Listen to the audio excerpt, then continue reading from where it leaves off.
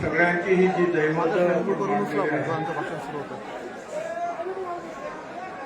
त्यांना मी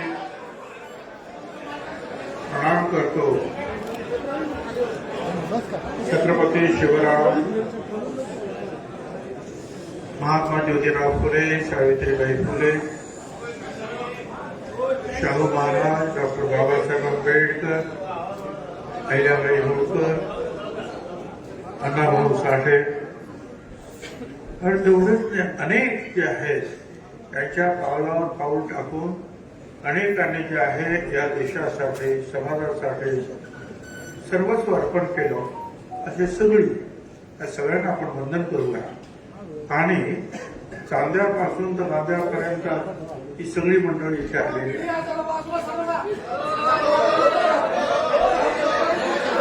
मला सांगतो, तुम्ही कॅमेरा सेट करा आणि खाली बसू. सेट करा कसं आणखी जरा सेट करा. आणि इथे जे आहे ही मंडळी आलेली आहे आपल्या समोर. हे बघा, मी तुम्हाला विनंती करतोय, आपण तिथे काही हजार माणसं असतील, आत आहेत, बाहेर आहे, परंतु लाखो करोडो माणसांपर्यंत जर आपल्याला पोहोचायचं असेल तर ही जी मंडळी थोडं आपण जरा समजून घेऊया. त्या स्टेजवर सुद्धा आपल्याला पाहायला मिळतील, समोर सुद्धा पाहायला मिळतील, ज्याच्यामध्ये सर्व समाजाचे, सर्व धर्माची माणसं आहेत, वेगवेगळ्या पक्षात काम करणारे लोक आहेत, वेगवेगळ्या संघटनांमध्ये काम करणारे लोक आहेत. आणि एवढीच आहे कशाचा भाग नाही. माझ्या समोर बसलेले जे आहे, निदान आमचे तुमचे सगळेच 65 लोक असे आहेत, भगिनी आणि माता आणि बंधू, की ज्यांना बोलायचं होतं. तर काय करू, त्याच्यासाठी 2 दिवसाचं आपल्याला शिबिर घ्यावं लागतं. परंतु मी आपल्या सगळ्यांना आभार यासाठी मानतो की अतिशय कमी वेळेमध्ये आपण या सर्व घटकातले सगळे लोक आलेले आहेत. म्हणजे आमच्या माजी आमदारांपासून तर सगळे आलेले आहेत. अभंग जे आहेत आमचे माजी आमदार आणि अनेक जे आहेत मागे आणि पुढे असलेले, ते भविष्यातील आमचे आमदार.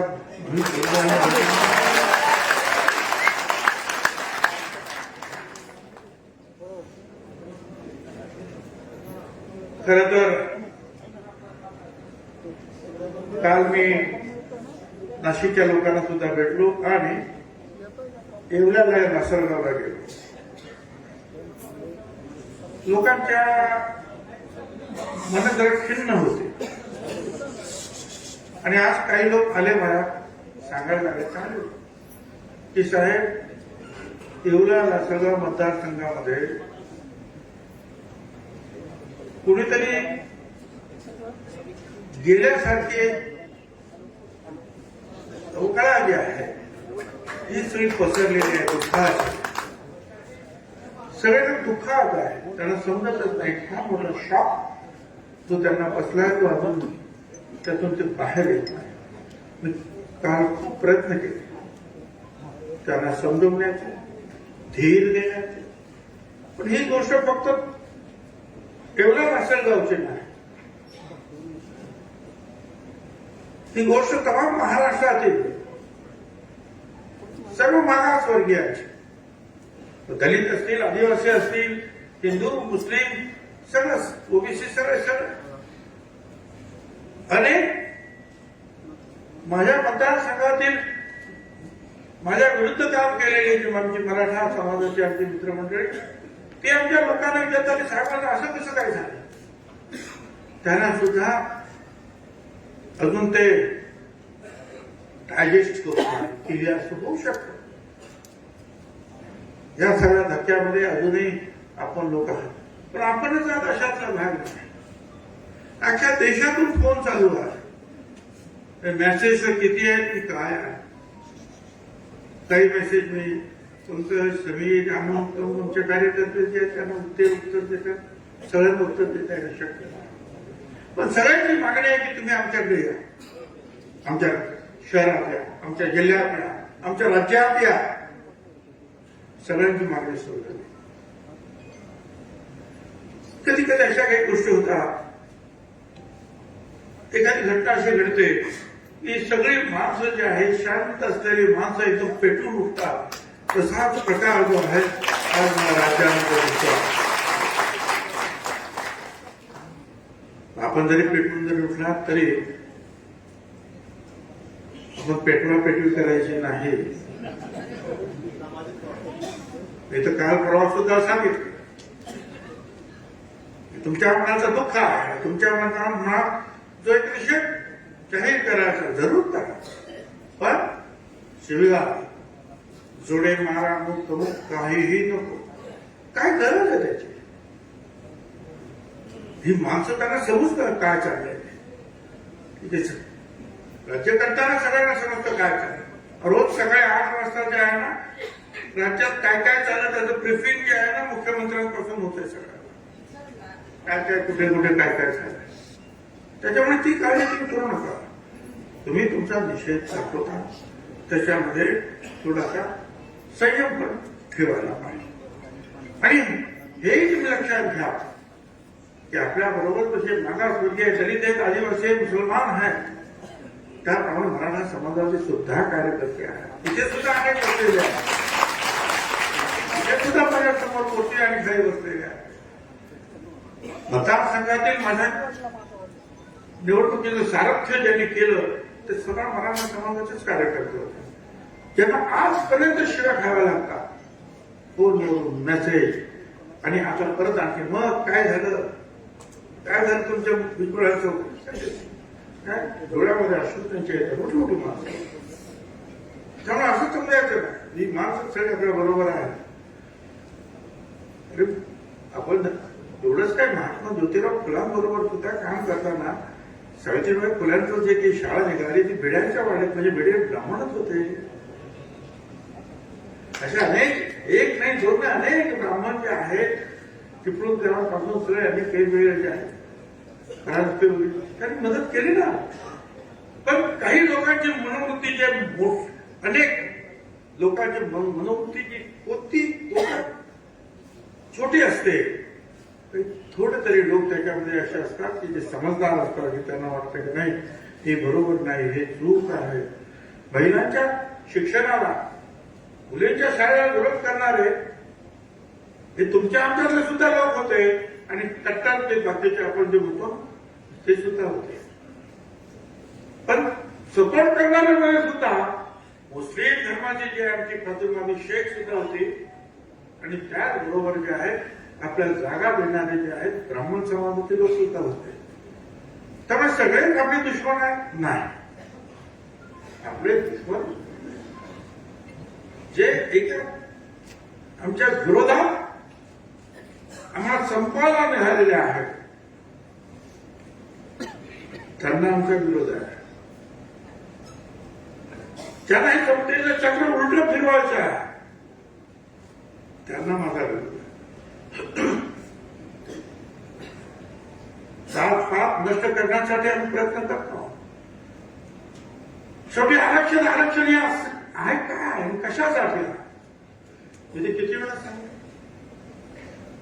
आरक्षणाने एका दिवसात, एका वर्षात, 5 वर्षामध्ये सगळे प्रश्न सुटत नाही.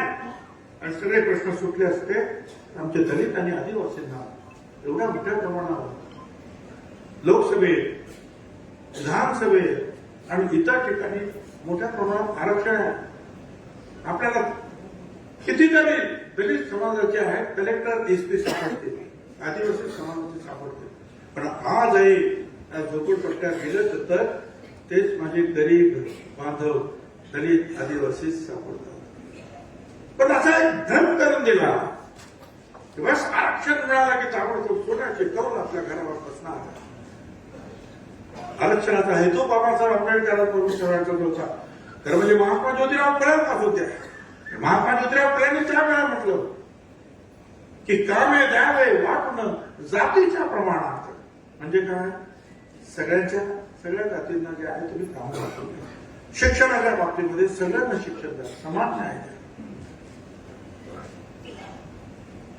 ही जी मागासवर्गीय मंडळी जी आहे ही हळूहळू पुढे येतील, त्याच्यासाठी त्यांना आरक्षण द्यावं. त्यातल्या काही लोक जे आहेत मोठ्या हुद्द्यावर जातील, आणखी त्यांच्याबरोबर इतर लोक जातील. ही प्रक्रिया हळूहळू 5,000 वर्षातील या जातीचं जे चांगलं सगळं सुरू आहे या देशामध्ये आणि हजारो जाती ज्या आहेत त्याच्या हजारो मागासवर्गीय काही शेकडा असतील कदाचित की ज्या पुढारलेल्या आहेत. पण हे जर बदलायचं असेल चित्र तर त्याला वेळ तर लागेल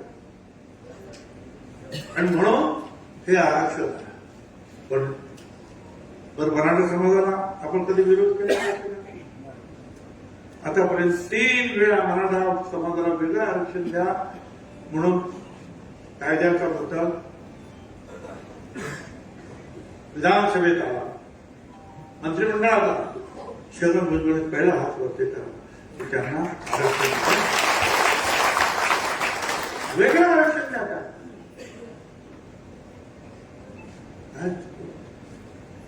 मला आता मराठा समाजाचे अनेक जे आहेत मी मागे सुद्धा सांगितले, बाळासाहेब थोरात, जे मित्र धरे म्हणून अनेकांनी जे आहे त्यांना सांगितलं हा प्रश्न सोडवायला पाहिजे, सोडवायला पाहिजे. पण एकमेकावर पोरगोडी करू नको, एकमेकाच्या हक्कावर आक्रमण करू नको. त्यातील एका पुढाऱ्याने तुम्हाला सांगितलं स्पष्टपणे, साहेब एका ठिकाणी जे आहे, जे आरक्षण जे आहे 128 मार्क्स मिळाले मराठा समाजाचे आरक्षण, त्याला ऍडमिशन मिळालं, नोकरी असेल, धंद्यात असेल, शाळेत असेल. पण कुणबी असलेला आमचा 128 पेक्षा जास्त असलेला 132चा मनुष्य आहे त्याला नाही मिळालं. म्हटलं का? कारण तिथे 136 वाला जो आहे हा दुसऱ्या जातीचा होता म्हणून याला नाही मिळालं. आम्ही तेच म्हणतोय, अरे 350 पेक्षा जास्त जातीमध्ये तुम्ही सगळ्यांनी जर आला तुम्हालाही काही मिळणार नाही, इतरांचंही काय होणार, वेळ राहणार. आणि त्यातून त्यांना सांगण्यात त्यांचं म्हणणं होतं की जो EWS म्हणजे इकॉनॉमिकल विदर सेक्शन साठी 10% जे मोदी साहेबांनी दिलं ते जे आहे त्याच्यामध्ये मागच्या वेळेला जाहीर झालं 10%मध्ये फक्त एकटा मराठा समाज 8.5% होता. एकटा मराठा समाज 8.5% आणि तुम्हाला मी हेही सांगतो, हे मराठा समाजाचे 58 मोर्चे झाले शांततेनं. त्याच वेळेला गुजरातमध्ये पाटीदार, वरती गेल्यानंतर राजस्थान, तिकडे गुजर, ज्या सगळे जे कापूर, ते सगळी जी आंदोलन होती की 10% आरक्षण दिल्यानंतर संपली, कारण त्याच्यामध्ये मंडळी जाऊन बसली. त्याचप्रमाणे मराठा समाजाची मंडळी सुद्धा यात जाऊन बसली. पण आता काय झालं? आता असं झालं मराठा समाजाला वेगळं आरक्षण मिळालं म्हणून ते कुठेही जाऊ शकत नाही. ओबीसी समाज आणि दलित समाज त्यांचं आरक्षण त्यांना मिळालं म्हणून ते सुद्धा जाऊ शकत नाही. EWS मध्ये आहे कोण? 10% आहे कोण? कारण एका आरक्षण एकदा मिळालं तर दुसऱ्या आरक्षणात तुम्हाला घुसता येत नाही. आणि आज परिस्थिती आली अशी आहे की नुकसान होत आहे. त्यांचं म्हणणं आहे की मराठा समाजाचं. मी सांगितलं तर त्यांना सांगा ना, तुमचे जे नवीन नेते जे आहेत त्यांना समजून सांगा. मी तर तुमच्याबरोबर बसायला तयार आहे, मार्ग काढायला तयार आहे. पण आपण एक लक्षात ठेवा, आपण मराठा विरुद्ध नाही. आपण जे लोक आमच्यावर कुरघोडी करण्यासाठी प्रयत्न करतात असे जे कोणी असतील त्या सगळ्यांना विरोध करणं हे तुमचं माझं काम राहणार.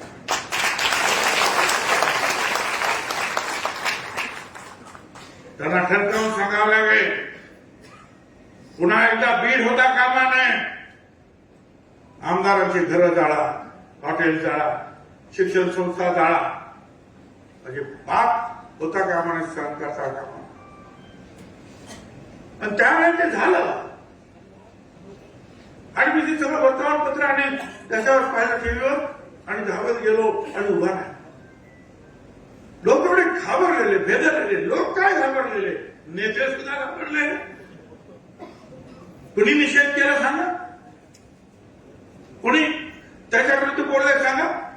नेते जिथे घाबरले तिथे सामान्य जनता किती घाबरली असेल.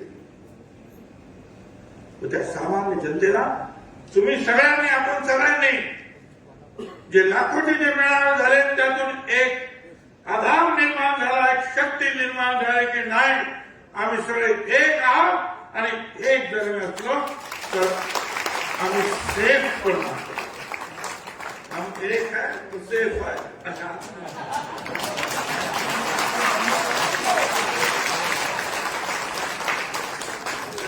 सेफ आहे. आपण सगळे हिंदू मुसलमान आम्ही सगळे सेफ आहोत. ओबीसीची मंडळी, मागासवर्गीय मंडळी एक असतो तो. होय, मुस्लिम समाजामध्ये सुद्धा काही लोक माहीत नसेल.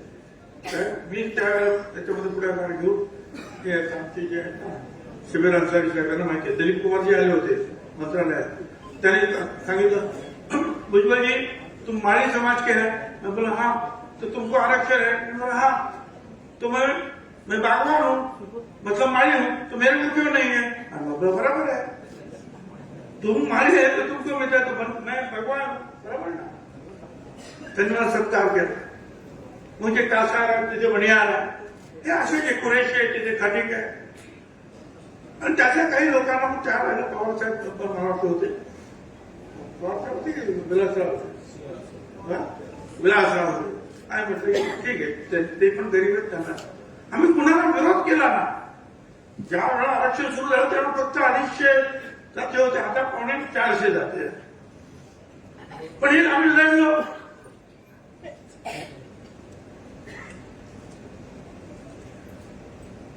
आणि आता पुन्हा निवडणुकीला आपण उभे राहू. अनेक लोक जे आहेत लोकसभेला होते, अनेक लोक आमचे जे आहेत विधानसभेला होते. काय करावं, एकेका ठिकाणी 2-2 लोक आपले उभे आहेत. कोणी काय विचार, अरे असं नाही ताबडतोब होत. ताबडतोब जे आहे ही सगळी मंडळी जी आहेत, तुम्हाला जर निवडून यायचं असेल तर त्या मतदारसंघामध्ये तुमचं मजबूत काम पाहिजे आणि त्याचबरोबर सर्व समाजाचा सपोर्ट पाहिजे. आणि त्याचबरोबर जर एखाद्या मोठ्या पक्षाचा सपोर्ट असेल तर ते अधिक चांगलं असतं. तर ही माणसं जे निवडणूक मग निवडून येतात. तर हे सगळं आपल्याला हळूहळू शिकावं लागतं. राजकारणात अजूनही मला असं वाटतं की आपली माणसं थोडीशी कच्ची दिसतात आणि जे निवडून येतात ते अजिबात एक शब्द बोलत नाही आपल्याला. तर त्यांना माहिती आहे आपण जर बोललो तर आपल्याला लोक निवडून देणार नाही. त्यांचं काही चुकतं असं मी समजणार नाही. कारण माझ्या सुद्धा मतदारसंघामध्ये ज्या वेळेला हे महाशय आले तिथे काय म्हणतात सलाईनचे लावलेले जे इंजेक्शन आणि मी आजारी आहे, आता माझं काय होणार मला माहित नाही. पण माझ्या लेकरा बाळांचं पुढे काय होणार आहे माझ्या समाजात, हा मनुष्य याला पाळा, म्हणजे मला पाळा. खूप त्याला परिणाम सुद्धा झाला. परिणाम असा झाला की जवळ 60-70 हजार मतं माझी कमी झाली. पण तिथल्या सगळ्या लोकांनी, हिंदू मुसलमान मराठा समाजाचे सुद्धा आमचे लढवाई 5% का 10% काय असतील मतं ते आम्हाला पडलेच. परंतु संपूर्ण आदिवासी समाज, संपूर्ण दलित समाज, संपूर्ण मुसलमान समाज, संपूर्ण गुजराती मारवाडी समाज, संपूर्ण ओबीसी समाज एक गोष्टीनं उभा राहिला आणि सगळं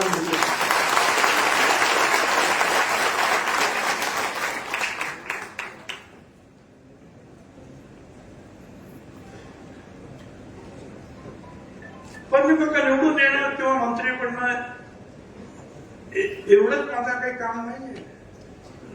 मला मंत्रिपदाची एवढी हाव असते तर मी मंत्री 16 नोव्हेंबरला मंत्रिपदाचा राजीनामा देऊन मग 17 नोव्हेंबरला जालन्यातील अंबडला आपल्या जाहीर सभेसाठी आलो नसतो.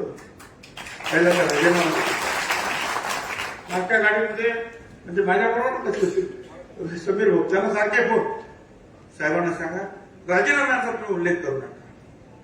विचार करता मी नाही केलं उल्लेख, पण जे इंडिकेशन द्यायचं ते दिलं मी लढणार. 2.5 महिन्यानंतर ज्या वेळेला एक सदग्रस्त माझ्या विरुद्ध काहीतरी अर्वाच्य बोलले त्यावेळेला मी सांगितलं मी राजीनामा दिला. नगरच्या मीटिंगमध्ये मी सांगितलं. प्रश्न जो आहे तो हा नुसत्या मंत्रिपदाचा आहे, प्रश्न तुमच्या अस्मितेचा आहे. श्रेष्ठ श्रेष्ठत्वाचा अनुभव हो तोही असतो, पण एखाद्या समाजासाठी घेऊन शेवटपर्यंत लढणारी माणसं आपल्याला पाहिजे. आणि ज्या वेळेला असं कळल्यानंतर जे आहे आश्चर्याचा धक्का सगळ्यांना बसला. पण तुम्ही दुःखात राहायचं काही कारण एवढंच सांग. कभी डर न लगे, कभी डर न लगा मुझे फासला देकर, मैं पढ़ता गया रास्ता देखकर. खुद ही खुद नजदीक आती गई मंजिल, मेरा बुलंद हौसला देखकर.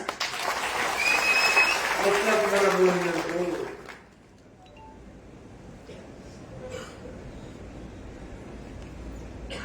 अनेक गोष्टी आहेत ना, निवडणुका संपल्यात काय ना,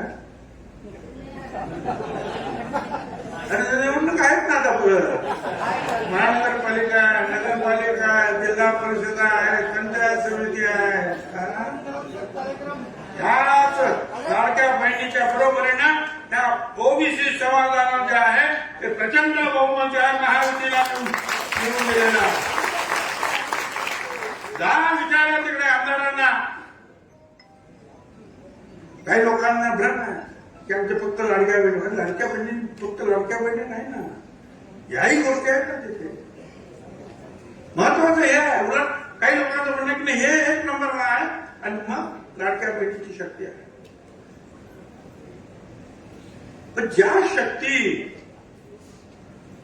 त्याचा मी माझ्या इतर जे आहेत आमचे ओबीसी आमदार आहेत ते मंत्री झालेले, त्यांच्याबद्दल मी स्वतः काही कमेंट करणार ना, इतरांनी ती कमेंट केलेली आहे.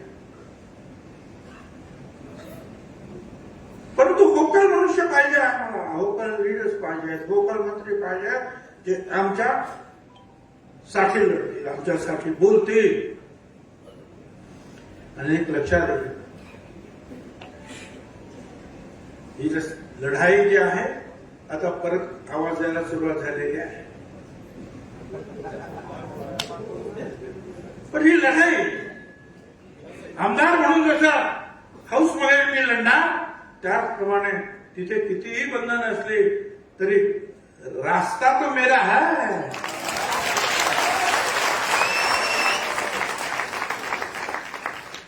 रस्त्यावरची लढाई आम्ही घेऊन जाऊ. गावागावातून कोण येतातच आहे, जिल्ह्यातून कोण येत आहे, राज्यातून कोण येत आहे. भुजबल साहब आप हम तो आपके साथ है, ताकत बढ़ा.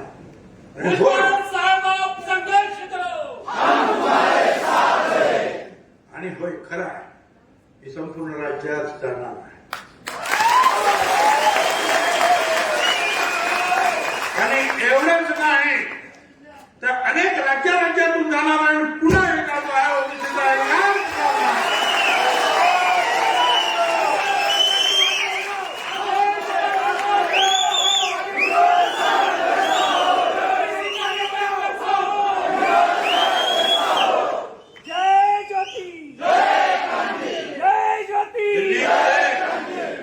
दिल्लीमध्ये रामलीला मैदान भरवलेलं सगळ्यांनी पाहिलं. अधिवेशन सुरू सगळ्या राजस्थान पासून सगळं बिहार अख्खं मैदान पाऊस पडला तरी बसतोय. पटना बिहार 7 लाख लोकांचं मैदान आहे गांधी मैदान. फक्त जयप्रकाश नारायण साहेबांची सभा करू, इंदिराजीची बांगलादेश आणि पाकिस्तान तुटल्यानंतर ती सभा आणि आपल्या महात्मा फुले समता परिषदेची सभा आपण पूर्ण मैदान भरलं होतं. लालूजी आणि इतर नेते जे आहेत बघत होते हे काय गर्दी आहे. राजस्थानात सभा झाल्या, गुजरातमध्ये झाल्या, युपी मध्ये झाल्या, आंध्रमध्ये झाल्या, अनेक ठिकाणी झाल्या, गोव्यात झाल्या, अनेक ठिकाणी. आणि पुढे जाणार शांत करा, जावं लागेल, ताकद एकत्र करावं लागेल. जोपर्यंत आपण एकत्रित उभे राहणार नाही, ताकद दाखवणार नाही, तोपर्यंत आपलं ते काही लोकांचे आपल्याबद्दल काही वेगळंच मत झालेलं आहे असं वाटायला लागलं. काय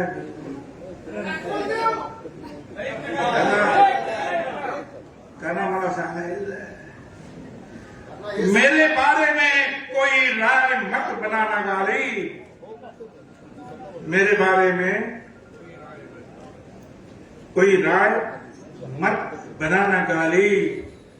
एक ऐसा दौर आएगा, मेरा वक्त भी बदलेगा और मेरी राय भी बदलेगी.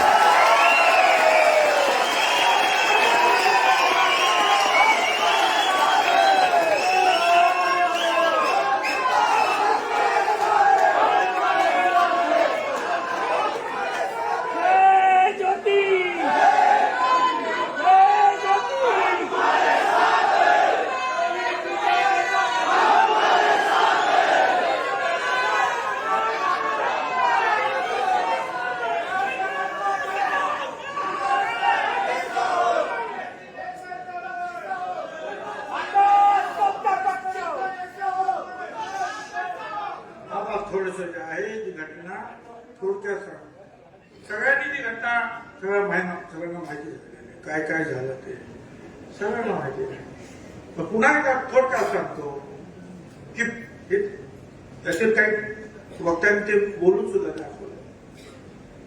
मोदी साहेबांनी, अमित शहा साहेबांनी ज्या वेळेला प्रत्येक मतदारसंघ कुणाला द्यायचा याची चर्चा झाली, त्यावेळेला नाशिक आल्याबरोबर त्यांनी सांगितलं इथं भुजबळ उभे राहतात. शिंदे साहेबांनी सांगितलं, शिंदे होते तिथे, फडणवीस होते, अजित पवार वगैरे सगळे होते. तर त्यांनी सांगितलं की आमचा ते सिटिंग कॅन्डिडेट आहे. शिंदे साहेब म्हणाले, त्यांनी सांगितलं नाही, त्यांना माझ्याकडे पाठवून द्या, मी त्यांना समजवतो. त्याच्याकडे सगळे लोक बसले. होळीच्या दिवशी मी आणि समेत नाशिकला यायला निघालो. अर्ध्या वाट्यातून प्रफुल्लभाई पटेल, तटकरे आणि अजितदादा त्यांचा निरोप ताबडतोब अजितदादांच्या घरी म्हणजे देवगिरी आम्ही गेलो. म्हटलं काय झालं पक्षाने, तुम्ही असं झालं, रात्री 3 वाजेपर्यंत मिटिंग होते, काय आम्ही राहून उशिरा आणि आता तोपर्यंत 1 वाजला होता काय. तर हा असा निरोप आहे. म्हटलं काय नाही, मी तर तिकीट मागितलं नाही, तर उन्हातानाच पुढे आता पाहायला पण नाही, पण तुम्हालाच उभं राहा. म्हटलं सगळे कोण उभं राहा, नाही तुम्हाला त्यांनी सांगितलं आम्ही काय करणार. मग म्हटलं 24 तास द्या, उद्या येतो. दुसऱ्या दिवशी गेलो, म्हटलं बाबा मला नको तुम्ही. ते म्हणे अजिबात तितकी काही चालणार नाही, तुम्हाला उभं राहावं लागेल आणि तुम्हाला उभं राहायचं नसेल तर तुम्ही दिल्लीला जाऊन सांगा. म्हटलं ठीक. राहतो आलो नाशिकमध्ये. सगळ्याच समाजाशी, सगळ्याच धर्माशी, सगळ्याच घटकांशी चांगले संबंध आपले. प्रचंड कामाचा हे जे काय उभं केलेलं आहे त्या नाशिकमध्ये, काही रस्ते असेल, फ्लायओव्हर असेल, एअरपोर्ट असेल, कुणीकडे ठाणे असेल किंवा बोट क्लब असेल, काही काय असेल ते सगळ्या आता पुन्हा एकदा नाशिकमध्ये जे आहे डेव्हलपमेंट आहे. साहेब तुम्ही उभे राहा, निश्चितपणे तुम्हाला मोठं पद तिकडे सुद्धा मिळेल आणखी आणि जास्तीत जास्त आपल्याला योजना मिळतील. आणि 1 आठवडा गेला माझं नावच काय घेईल, 2 आठवडे गेलं नावच काय घेईल, 3 आठवडे झाले नावं संपायची पाळी आहे, तरी नाव 4 आठवडे झाले. तर हे शेवटी 2-4 मासात राहिले होते काय पाहिजे. मी म्हटलं बस आता किती थांबायचं? मला करा, मी तर मागितलं नव्हतं, तुम्ही सांगितलं म्हणून उभं राहायची तयारी केली आणि वाट बघतोय. मी काही सहन करणार नाही. मी स्वतःहून काय केलं की मी उभा राहत नाही. पण त्यावेळेला त्या दिवशी कोणीही काही सांगितलं नाही मला की नाही भुजबळ साहेब तुम्ही राहणार नाही. बोल 10 दिवसांनी मग बोलायला लागले. मग भुजबळ साहेबांनी घाई केली आणि मी घाई केली तर ठीक आहे, पण तुम्ही पण घाई करायची होती ना, ताबडतोब सांगायची. घाई केली म्हणून सांग ठीक आहे, जाऊ पुढे मग काय झालं ते निकाल काय लागला त्याच्यामुळे नाराजी आली, त्याच्यामुळे आणखी 5-7 ठिकाणी उलटे निकाल झाला. ठीक, आता ते काय आपल्याला सगळ्यांना कल्पना. राज्यसभा आली, मला सांगण्यात आलं की सुनीताताई ज्या आहेत त्या पडल्या, पण त्यामुळे आपल्याला विचार करावा लागेल. ठीक आहे, मी काय बोलणार, ठीक आहे. दुसरी आणखी एक राज्यसभा आली, ती राज्यसभा होती 7-8ची जागा आम्हाला मिळाली, परंतु ती बीजेपीला पाहिजे होती उदयनराजेसाठी. बीजेपीने सांगितलं की तुम्हाला आम्ही एक राज्यसभा देतो, ती जागा आम्हाला द्या. त्या जागेवर लढण्यासाठी नितीन पाटील म्हणून प्रयत्नशील होते, मकरंद पाटील आमदार, त्यांचे भाऊ. ठीक आहे, तर आमच्या अजितदादांनी वगैरे सर मान्य केलं आणि सांगितलं तुम्हाला नितीन पाटील तुम्ही जरा माघार घ्यायला पाहिजे, मी तुम्हाला खासदार करेन. आणि परत त्याचं नाव आलं खासदार. आणि म्हटलं तुम्ही विचारायला पाहिजे ना आम्हाला सगळ्यांना, हे असं सांगण्यात एक खासदारासारखे पोस्ट देत असताना ते चर्चा तर करायला पाहिजे. अशा भाषण मग मला सुद्धा तुम्हीच सांगितलं होतं ना, आणि मी सुद्धा तयारी करत होतो ना. जो न्याय त्याला दिला तो न्याय मला कडे दे.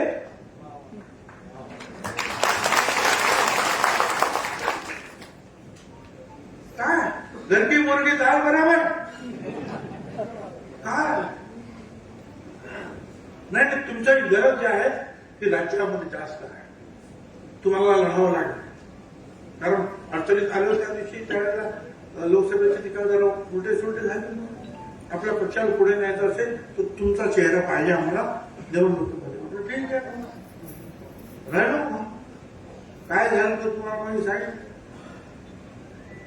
सगळ्यांच्या मिटिंग माझ्या विरोधात तिथे झाल्या. रात्र 10 वाजता दारावर जाण्यासाठी कोणी ते पुढारी आले, आंतरवेली सराटीचे सगळ्यांचे. रात्री 2 वाजेपर्यंत माझी मिटिंग असल्या तर तिथेच नेमके ते पाठवताना मिटिंग तिथे, लासाला मिटिंग तिथे. 10 वाजता आमच्या मिटिंग बंद केल्या आम्ही, त्यांच्या मिटिंग 2 वाजेपर्यंत चालू. पण त्याचा परिणाम झाला, मतदान कमी झालं, पण आमचे लोक हिमतीनं लढले. आता ती हिमतीने लढले. आता मला सांगतात ते, कारण मकरंद पाटलांना मंत्री करायचं ते त्यांनी केलं, तर मग त्याच्यासाठी सांगितलं की आता त्याच्या भावाला आम्ही राजीनामा द्यायला सांगतो खासदारकीचा. तो खाली येईल, मकरंद पाटलाला मंत्री करायचं केलं मंत्र्यांनी, त्या जागेवर तुम्ही जा. म्हटलं कसं काय, तुमच्याकडून तुम्हाला जायचं होतं ना, जायचं होतं मग, पण आता काय वेळ काय आणि मला पाठवायचं होतं तर निवडणुकीला उभंच करायचं नव्हतं ना, शांततेने निवडणूक झाली असते ना.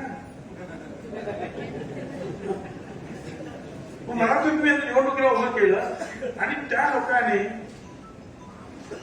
जेव्हा ते राम करून माझ्यासाठी जे लोक लढले ते डोकी फोडून घेतील ना.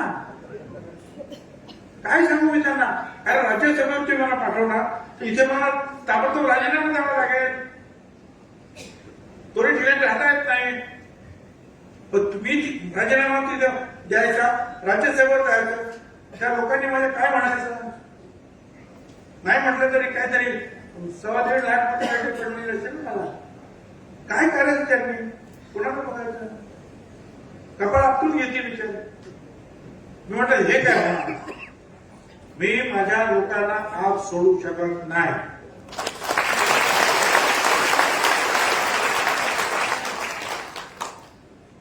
मुकुल वाईटकर सांगितलं, त्यांनी मध्यस्थी केली, त्यांनी सांगितलं निरोप आणला समीर बाबूकडे, माझी चर्चा झाली, मी आम्ही तेच सांगितलं. म्हणजे ठीक आहे, ते म्हणाले बरोबर आहे तुमचं म्हणून अजितदादाशी बोलू, अजितदादांना समजावून सांगितलं, अजितदादा म्हणले ठीक आहे बसवून चर्चा करू.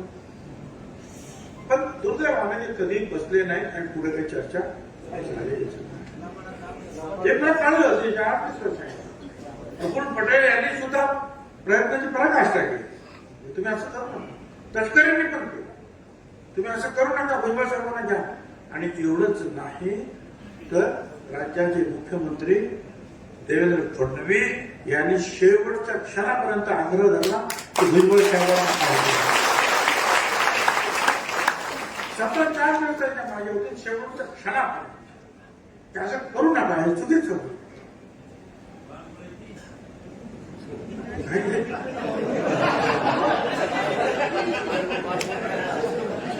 ठीक आहे, आता हे जे झालं ते झालं.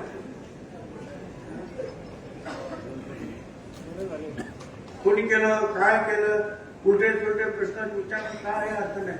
पण यांनी केलं का, त्याने कोणीही नाही. कोणी बाहेरच्या नेत्याला दोष देण्यात अर्थ नाही. कारण प्रत्येक पक्षाचा जो नेता असतो आणि विधानसभेतील नेता असतो तो त्या विधानसभेतील प्रश्नांची जे काय असेल ते निर्णय तो घेत असतो. कोण म्हणतो त्या पक्षातील का कोणी सांगितलं का, कोणतं ह्या पक्षातील कोणी सांगितलं, कोणी सांगितलं नाही. उलट सगळ्यांनी मला फोन आले, असं कसं काय सांग. त्या दुसऱ्या पक्षाचे सगळे जे आहे त्यांच्या कमेंट आल्या की हे काय असं कसं काय होऊ शकतं. म्हणजे काँग्रेस पक्षाचे ते झाले, पवारसाहेबांच्या पक्षाचे आले, आणखी काय म्हणतो उद्धव ठाकरेंचे जे आले, ते जाऊ द्या. बावनकुळे आमचा बीजेपीचा अध्यक्ष तो सुद्धा ओपनली जे आहे, उघडपणे जे आहे सांगतो. आता काय करणार, मला एवढं सांगायचं. ठीक आहे, प्रश्न माझ्या आमदार मंत्रिपदाचा नाही. प्रश्न जो आहे हे जे सगळे प्रश्न जे आहेत समाजाचे जे उभे राहतील त्यावेळेला संरक्षणाची ढाल कोण उभी करणार आहे, कोण करणार.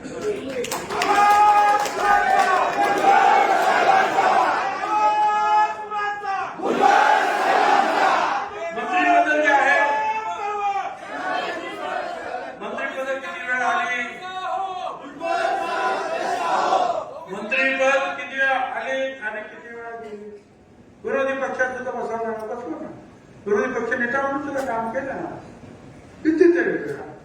पण त्याचं काय एवढं काय दुःख.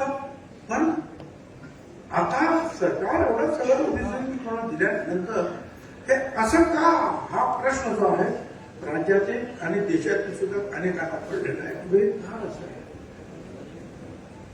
हा प्रश्न एका कशासाठी, याच्या पाठीमागे हेतू काय तुमचा, काय हेतू आहे, काय बिघडलं असेल. ठीक आहे, मंत्रिपद नसेल तर रस्त्यावर मी आहे ना, लढणार आणि बोलू, तेव्हा तो मुद्दा नाही. सभागृहात सुद्धा मी आहे, लढणार बोलू. परंतु हे जे आहे अवहेलना करण्याचं शल्य जे आहे ते मनामध्ये जे जास्त आहे.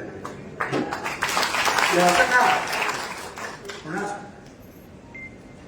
मला आपल्याला एवढं सांगा. अनेकांनी जे आहे काही सूचना सुद्धा केल्या, असं करा, तसं करा, येऊन करा, तेव्हा करा, सगळ्यांशी चर्चा करावी. मी आता परत उद्या परवा मुंबईला जाणार आहे. मुंबईला तुम्हाला सगळ्यांना कल्पना आहे, आपले बाकीचे जे काही तिथं ओबीसीचे जे लिडर्स आहेत, एल्गार मधले लिडर्स आहेत, त्यांचे फोन येत आहेत, आम्हाला भेटायचं, आपण चर्चा करावी, त्यांच्याबरोबर चर्चा करावी लागेल. देशातील राज्यातील इतर काही लोकांना चर्चा करावी लागेल आणि नंतर जे काही ते आपल्याला कदाचित पाऊल उचलावं लागेल. घाई करून जे आहे हे प्रश्न सुटत नाही. कुठेही घाई उडी मारणं तसं नाही. त्याच्यासाठी विचारपूर्वक जे काही करायचं त्यावेळेला तुमची साथ मला पाहिजे आहे.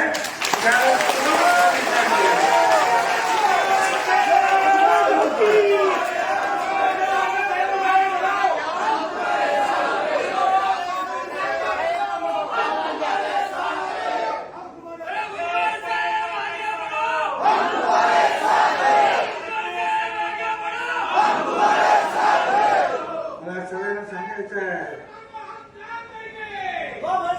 मी आज सगळ्यांना सांगू इच्छितो, मैं मौसम नहीं हूं जो पल में बदल जाऊं, मैं मौसम नहीं हूं जो पल में बदल जाऊं, मैं इस जमीन से दूर कहीं और ही निकल जाऊं, मैं मौसम नहीं हूं मैं बदल जाऊं, मैं उस पुराने जमाने का सिक्का हूं, मुझे फेंक ना देना,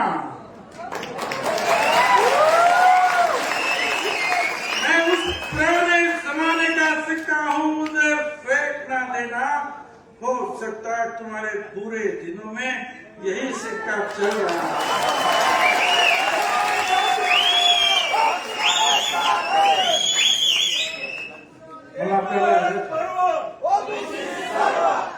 आपल्याला जे काय आहे निदर्शन सुरू आहे. निदर्शन कशासाठी करायचे? लोकांमध्ये जागृती निर्माण करण्यासाठी, मुख्यतः शक्ती एक वाटण्यासाठी.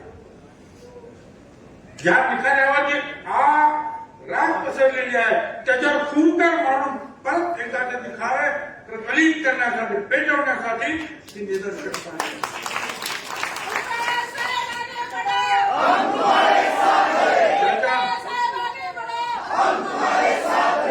ते थांबणार नाही. त्याचबरोबर संयमाने सगळं येतात. याचा अपमान करायचा, आपलं आपलं दुःख, आपलं आपलं निर्धार व्यक्त करायला. मग सांगितलं तुम्हाला जिथे जिथे मला आता आमंत्रण ना त्या त्या ठिकाणी मी जाणार आहे. काही करायचं काय, मी आहे मंत्री पदावर नसलो तर मी तुमच्या बरोबर आहे.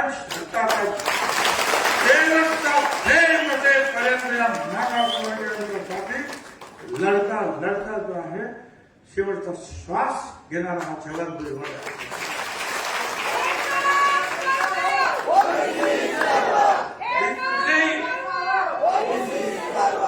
मी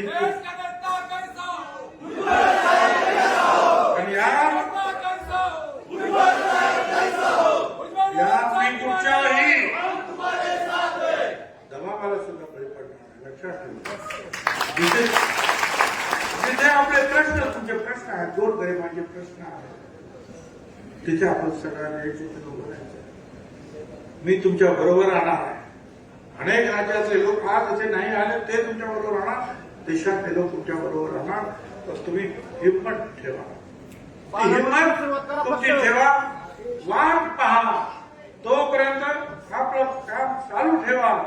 पुढे कदाचित आणखीन काही संकट येण्याची शक्यता नाकारता येत नाही समाजासाठी. त्यावेळेला पुन्हा एकदा आहे ओबीसी एल्गार पेटवावा लागेल.